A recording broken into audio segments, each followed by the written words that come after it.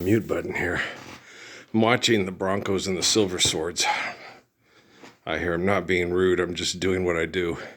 Rude, ignoring the Messiah, not living the Lord's Prayer, and abusing children with your ego. That's rude. Me, watching the basketball game while I'm trying to talk you into not being rude. Seriously? Psychoanalyze.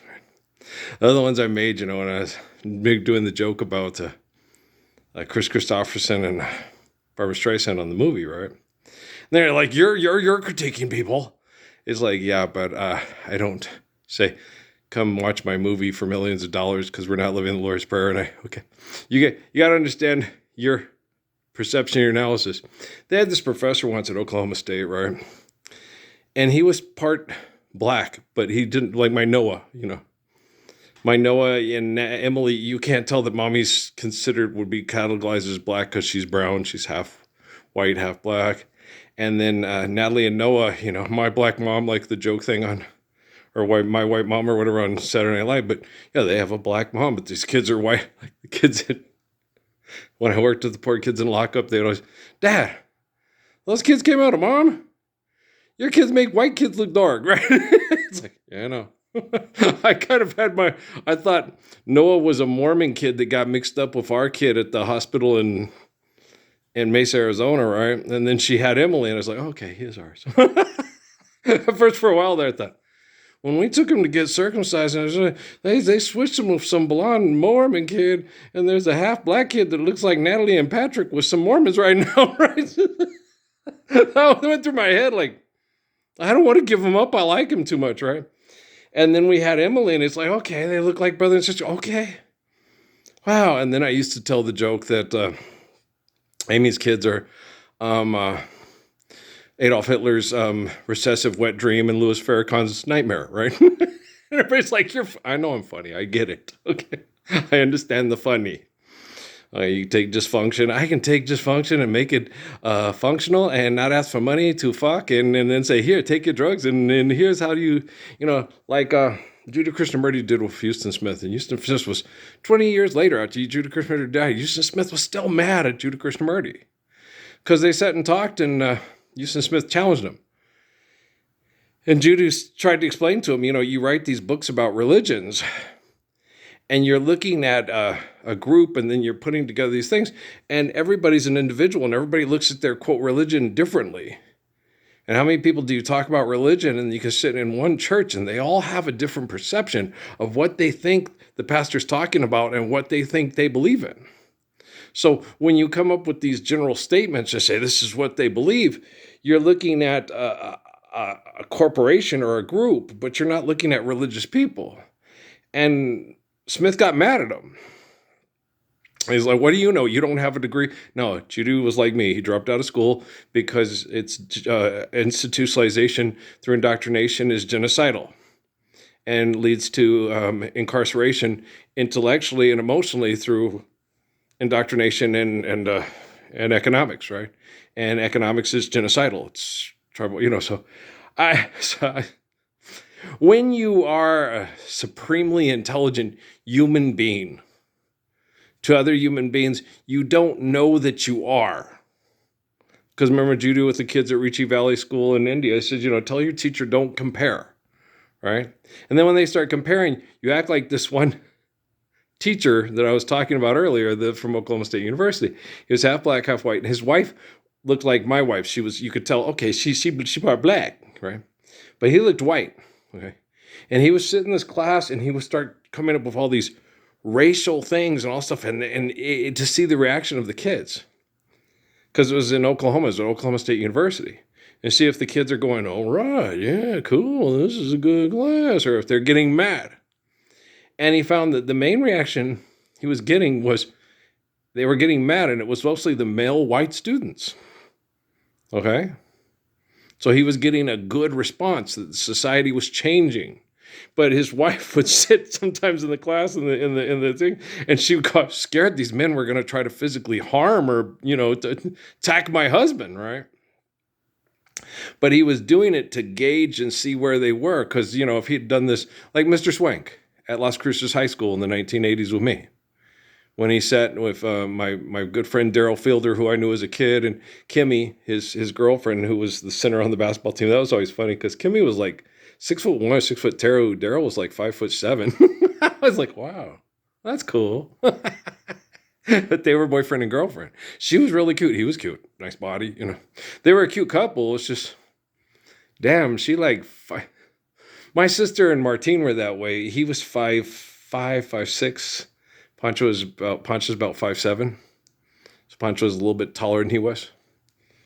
And she used to give him a hard time about that. And I was like, you need to quit doing that because everybody makes fun of him about that because he's so gorgeous. They make fun of his height. He's about 5'4", 5'5". Yeah, he's about 5'4". Okay, handsome man. Chiseled, big dark eyelashes, big black eyes, square jaw, really big, thick, curly black hair. Gorgeous guy, right? But they made fun of him because he was about 5'4". And I was like, shit. Fuck these people, you can't win for losing. It's because you do Krishnamurti, don't compare. And you shouldn't. So, because my girlfriend Yolanda, when she saw my dad, for the first time he was working in California, came out to visit and stuff. She looks at him and she goes, oh my gosh, he looks like a movie star. Are you going to look like that when you get older? It's like, no, I've always kind of looked like a cross between my mom and my dad. So, and then she was real cool about it. She's like, no, Dad's always been gorgeous. But she goes, but you've got kind of a Tom Selleck, cross between Tom Selleck and Sam Elliott thing kind of going. And that's really hot too. I was like, thanks. Thank you. A good recovery, girlfriend. Fiance, right? It's funny. But I was like, no, I know my dad's gorgeous, right? And my mom's a handsome woman. She's very handsome. But she had kind of a Maureen O'Hara, Sophia Rolane thing, but with a little bit of Barbra Streisand mixed in. Okay. So, and my dad was like John Derek, just drop dead movie star gorgeous, right? And it's cute. And it's that happens sometimes in relationships. You ever watched The Way We Were? I remember watching It's a Stupid Movie, and I'm sitting there with Barbra Streisand's character when she had sex with me. He's drunk. Don't do it, baby. It's always going to end bad. I'm sitting there telling the character, it's like, Earl, it's a fucking movie. Shut up, Carol. And I've noticed that with what's been going on with me for the past 15 years on social media. I can sit and tell the truth about my life, and people will critique it, and well, you shouldn't. Blah, blah.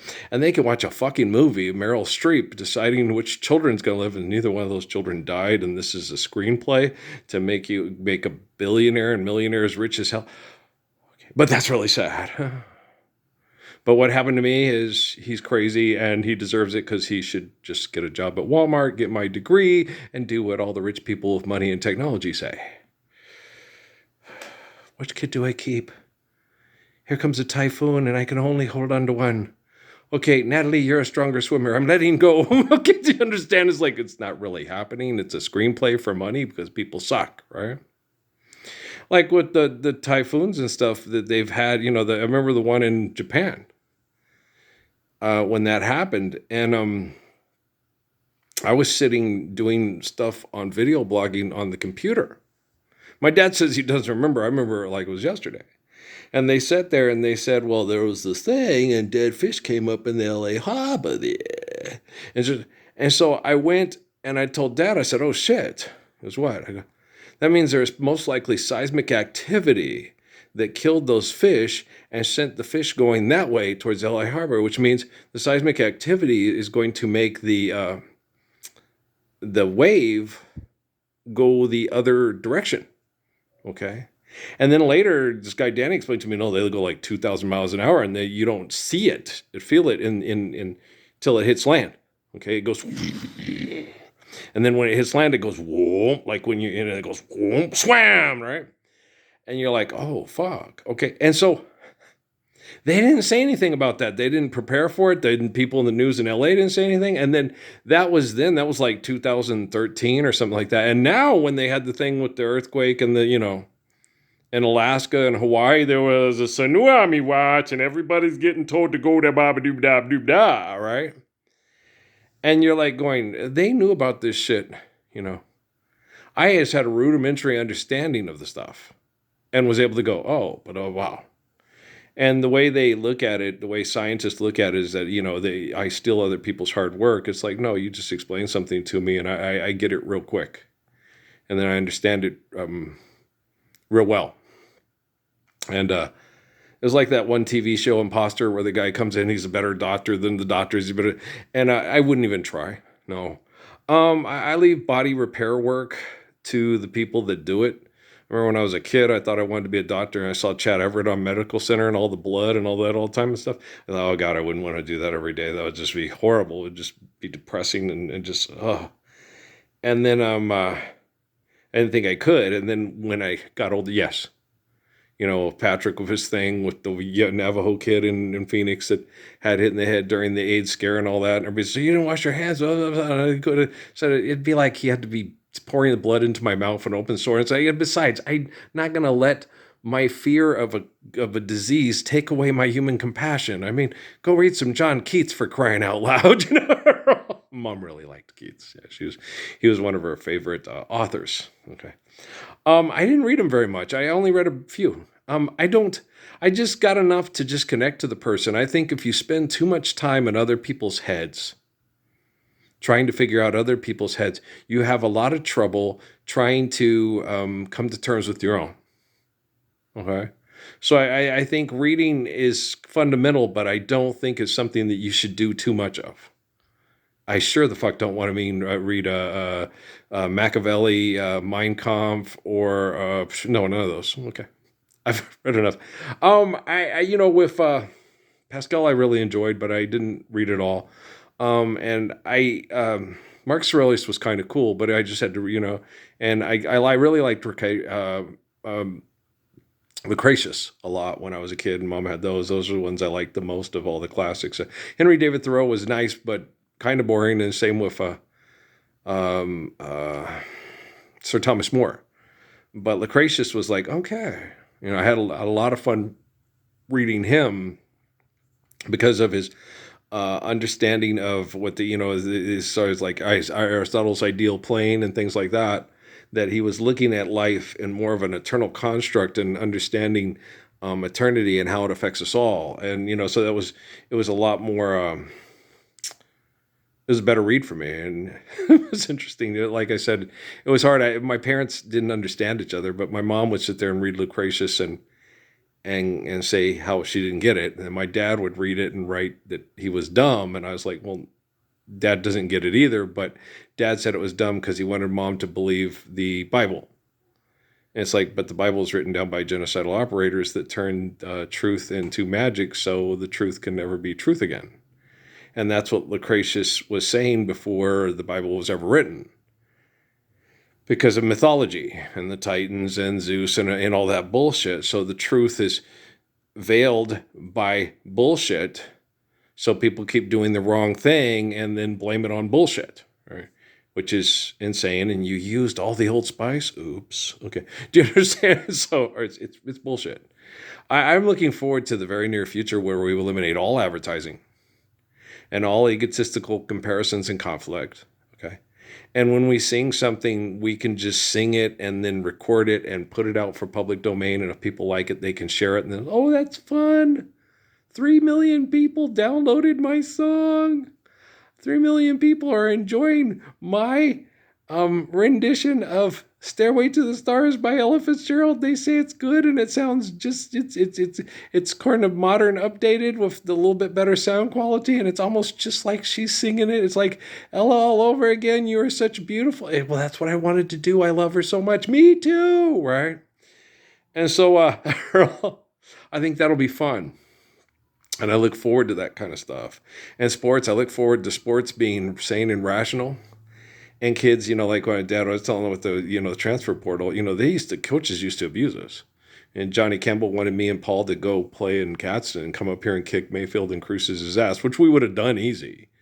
But, we couldn't afford it. And then they also had rules saying, this transfer, this blah, blah, and they could disqualify you and make you forfeit all your games if we tried to arrange it. And so, it's because creepy people want to win because you make more money from your contracts and then go to universities where you make more money. And the thing with this transfer portal, as far as being able to go to a different team to play with people that you get along with better, is a good idea, but money is retarded, and it was a bad idea to begin with. And human invention cannot replace creation, no matter how hard you try. So original sin is missing the mark and trying to replace the glory of creation and infinite glory for our eternal existence with invention that you invent with your mind. And that's original sin. And you want to stop that because you have no faith. When you make up stuff, like Steve Wonder, when you believe in things that you don't understand, superstition is the way. Okay, do you understand? 7 years of bad luck. My first wife, Steffi. You have to step on a crack in the breaking man. And if your one hand's itching, you're going to get money, otherwise you're going to lose it. What are you going to do? Make sure that my losing money hand never itches, so we're always have plenty of money to never have superstitions again. I'm just kidding around. She was such a sweetheart. I just was like, Steffi, you can't believe that stuff. It's like believing professional wrestling is real. But I love her so much, but it was hard. I hope she's doing better. All right. I love you guys. Peace out, man.